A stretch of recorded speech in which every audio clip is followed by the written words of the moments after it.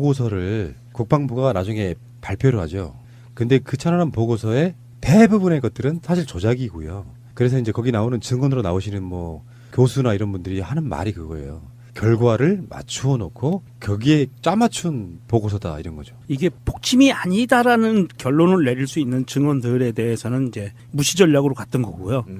사실 우리 새날만큼 이 천안함에 관련된 에피소드를 많이 다룬 데도 없을 거 아니에요. 최고죠. 예, 우리가 세월호와 천안함에 대해서는 가장 많이 다룬 방송인데 이게 주목할 만한 사건인 것은 공중파에서 핵심적인 코너에서 방송이 됐다는 거예요. 사실 이건 무시 못할 만한 거고요. 공중파에서 이제 천안함 사건이 이렇게 방송을 타고 천안함의 진실이 무엇이냐, 이게 과연 폭침이 맞는 것이냐, 뭐가 잘못된 것이냐라는 것에 대해서 논쟁거리를 확 던져준 효과는 이게 이제 사회적으로 이런 논쟁들이 조금 더 벌어지고 나서 좀 더 심도 있게 취재가 되고 증인들이 나타나고 하면 그 다음부터는 다시 한번 국가적인 차원에서 재조사가 들어갈 수 있다는 동기부여를 한다는 거예요. 지금 추정 60분 말고도요. 그것이 알고 싶다도 방송을 준비 중인 것으로 전 들었거든요. 곧 나오겠죠. 사람 망각의 동물이잖아요. 이야기 나왔던 것 중에 대부분은 천안함 사건 이후에 인터넷상에서 다 회자가 됐던 내용들에 가까워요. 사실 그렇죠. 알고 보면. 예. 근데 지상파라고 하는 공영방송이 그 사건들에 대해서 재조명을 해주는 부분이 훨씬 강했고요. 그리고 그 전체적인 흐름을 보면 정부가 결론을 미리 내놓고 짜맞추기를 한 상황이 훨씬 가깝습니다. 대표적으로는 천안함 어뢰를 건져 올렸는데 그 어뢰를 그대로 방치해가지고 다 녹슬어 버렸어. 일본이 지워져 버린 거예요. 지금 보면 일본을 찾을 수가 없어요. 녹슬어가지고. 근데 왜 그랬냐 그러니까 재판 중인 사건, 그게 바로 신상철님 재판받는 거거든요. 예, 그렇죠. 그 사건에 있어가지고 중요한 증거가 될 수 있기 때문에 손댈 수가 없었다 이렇게 말하는데 뭐가 나오냐면 검찰은 그 증거 버전을 해달라고 요청한 적이 한 번도 없어요. 그들은 일본 매직이 지워지길 바랬던 거지. 최대한 빨리. 그리고 상식적으로 한 번 더 이야기해 봅시다. 가장 희대의 코미디는 그거라니까요. 북한이 쐈냐 안 쐈냐가 아니에요. 어뢰가 배를 맞히지 않고 배 밑에서 폭발해가지고 거품, 버블, 그 압력으로 배가 쪼개졌다고 말하는 그 발상 자체가 코미디인데 왜 버블 제트를 꺼내 들었냐면 배가 직접적으로 어뢰를 맞은 흔적이 없기 때문에 그렇단 말이에요. 맞아요. 예, 열상이 없는 거죠. 열받은 자국이 없는 음. 거예요. 그런데 재밌는 건 내가 누군가를 죽였는데 뭘로 죽였어? 이쪽에서 먼저 저 사람이 회칼로 죽였다고 뭔가 조작을 위해서 던져놔버린 케이스예요. 그러니까 어디서든지 가서 버려진 회칼 하나 들고 와야 되는 상황이야. 1번 써가지고. 그러니까 천안함 관련한 추정 60분에 보면 그런 게 나옵니다. 어뢰가 천안함 밑에서 뽕 하고 폭발하고 나서 1.5m. 그 어디인가의 바닷가에 가라앉아 있는 거를 다행히도 어뢰를 발견해서 주워온다는 게 상식적으로 말이 되냐고요. 그 넓은 바다에서.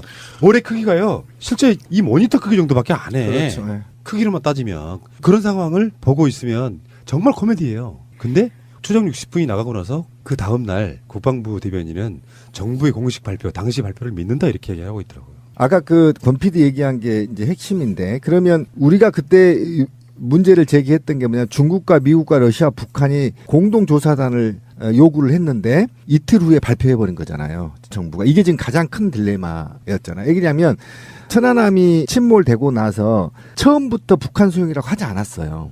뭔가 근거를 못 찾아냈다고. 제가 알기로는 5일인가 7일인가 버벅거렸어요, 정부가. 제일 첫 번째 나온 정부의 공식 반응은요. 우리 각하가 제가 배를 만들어 봐서 아는데 그렇지. 이거는 폭침이 아닙니다라고 첫 번째 반응이 그렇게 나왔어요. 됐죠. 그래서 이제 공동조사를 얘기를 했는데 그 공동조사를 받아들이지 않고 바로 일본 썼고 가리비가 살고 있는 그 잔해를 북한의 소용이라고 들이댔죠. 그 다음에 이제 가장 큰 문제가 이번에 이제 증명이 된 게 우리가 방송에서 계속 얘기했던 게 그거죠. 왜 그 많은 장병 중에 증언하는 사람이 없느냐. 근데 이제 이번에 나온 거잖아요. 그 친구 말에 의하면 사고 순간 우르릉 쾅 하는 천둥 번개 소리가 났다. 이렇게 났다는 거예요. 우르릉 꽝. 그러니까 그 추정 60편에서 나온 내용 중에 세 가지가 있어요. 증언이. 생존자 증언. 그렇죠. 아까 말씀하신 우르르 쾅쾅 소리하고 섬광이나 물보라는 보지 못했다. 몸이 나가 떨어질 정도의 충격은 아니었다. 그러니까 쿵 우르르 쾅쾅은요. 폭발이 없어도 만약에 큰 배가 있잖아요. 최소 100m에 가까운 배가 뽀개진다고 생각해 보세요. 뱃속에서는 그게 엄청난 크게 소리가 들릴 수밖에 없어요. 당연히 사실 울리죠. 어뢰를 맞았으면은요. 어뢰에 의해서 배가 그렇게 쪼개질 정도의 충격이었으면은요. 그 안에서 있는 사람들은 우르릉 쾅쾅 소리를 못 들어요. 그 폭발 충격파 때문에 고막이 나가고 그 소리는 몸으로 느낄 수밖에 없어요. 순간적으로. 그래서 그런 충격이 왔다는 걸 몸으로 하는 거지 귀로 듣는 게 아니거든요. 보통 그 탱크 잡는 똥포 있죠. 군대 갔다 오신 무슨 말인지 알 거예요. 무반동포, 똥포. 똥포가 주택이만 해요. 야구공 한 서너 개만의 크기가 커요. 근데 그걸 쏘면 안에 있는 사람이 고막에 나가가지고 그 빵 소리 나면요 밀폐되어 있잖아요. 탱크가. 맞습니다. 그러니까 그 안에 진동 때문에 고막이 나가서 그냥 튀어나오거나 충격파 때문에 그러거든. 근데 이거의 수십 배 되는 어뢰가 터졌어요. 그런데 그 안에 있는 사람 고막도 안 나가고 전부 쌩쌩해. 시신. 이건 아이러니에 불과. 그러니까 그런 내용들은 네. 신상철님과의 인터뷰에 또 나오니까 더 나오죠. 참고하시기 바라고. 음. 추정 60분 보면은 배가 막 건져 올려져가지고 인양될 때요. 배 밑바닥이 스크래치가 엄청 나 있어요. 그렇죠. 근데 나중에 그 스크래치난 자국을 다 페인트 칠해버려. 그렇죠. 새로 칠했습니다. 올해는 중요한 증거가 될 수 있다 그래서 녹슬게 그대로 방치해. 아니 그거는 산화 방지 처리만 하면 되는 거 아니에요. 맞아요. 그렇죠. 근데 배는 또 페인트 녹슬면 안 된다고 싹 칠했어요. 스크래치가 났다고 다 페인트 칠해버리고 이런 상황이고 그 추정 60분에서 나왔던 내용 중에 CCTV 영상에 대한 의혹이 제기가 돼요. 예. 사고가 나던 당시에 승조원들이 어떤 모양으로 하고 있었냐, 뭐 체력 단련하고 막 이런 부분 있잖아요. 예, 체력 단련실. 근데 그게 원본을 갖다 준 게 아니고 영상 화면을 찍었죠. 찍어서 보내주는. 동영상으로 화면을 찍었어요. 그런데 그게 어떤 의미냐 하면 그 방송에서 이제 충분히 나옵니다. 추정 60분에서. 그게 사병이 놓은 물컵에 있는 물이 잔잔해지고 그 당시에 파고가 뭐 1.5m, 2.5m 이랬는데 그러면 물이 출렁출렁 걸어야지 이게 정상이 아니다. 그 당시 화면이 아닌 것 같다. 뭔가 이런 이야기들을 그러니까 해요. 사건 나기 직전인데 남서풍 20노트였고요. 파도의 높이가 2.5m. 조류가 161도 마이너스 2.89노트? 이 상태에서 그런 흔들림도 없이 그게 가능하냐 이런 거죠.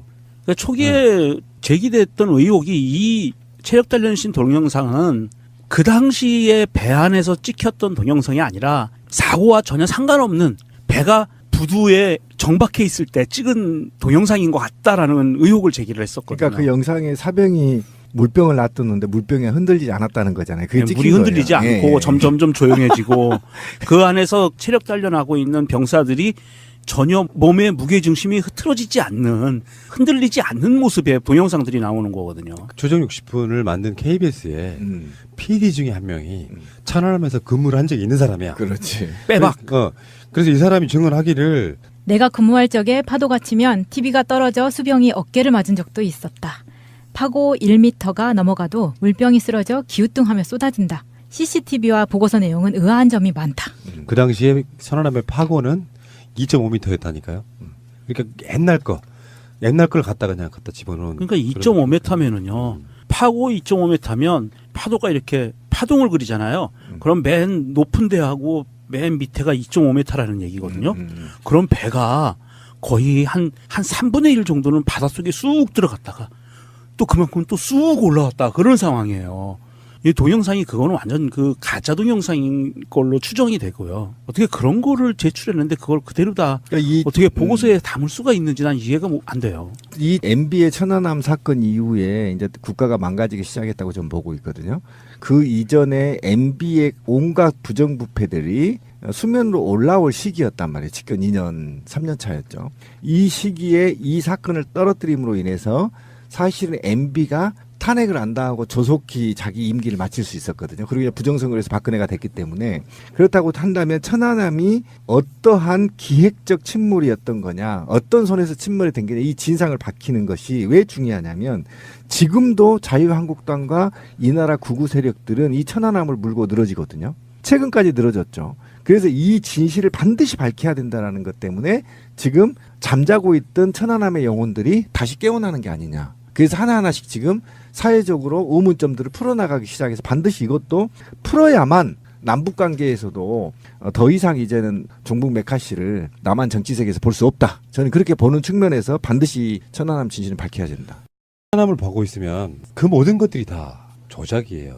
세월호하고 똑같죠. 7시간. 그러니까 천안함의 사건의 얼기는 사실 다 나왔어요. 핵심은 일단 폭발이 없었다예요. 그러니까 자꾸 천안함 폭침 이야기하니까 신상철 님이 욕을 하시는 분은 아닌데 저한테 약간 짜증을 내는 투로 그랬다니까 예전에. 씨벌.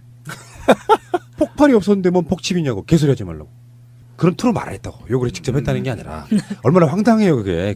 본인 입장에서 보면 폭발한 증거를 단 한 가지라도 가져와 보라는 게 내 생각이거든요. 폭발했다는 증거를 가져와 보라고. 근데 이것도 있잖아요. 어쩜 그래 세월호가 똑같죠. 전문가들이 일사불란하게 북한 소행이라고 얘기하잖아. 굉장히 신기하지 않아요? 어떤 사회적인 큰 논란이 생기고 어떤 문제가 생겨서 이것에 대해서 진상조사를 하고 진상의 결과에 따라서 완벽하게 처벌이 끝나고 국가적인 차원에서 예방책도 만들어내는 것도 중요하지만 어떠한 현상이 벌어진 거에서 제일 끝에 마무리하는 거는요.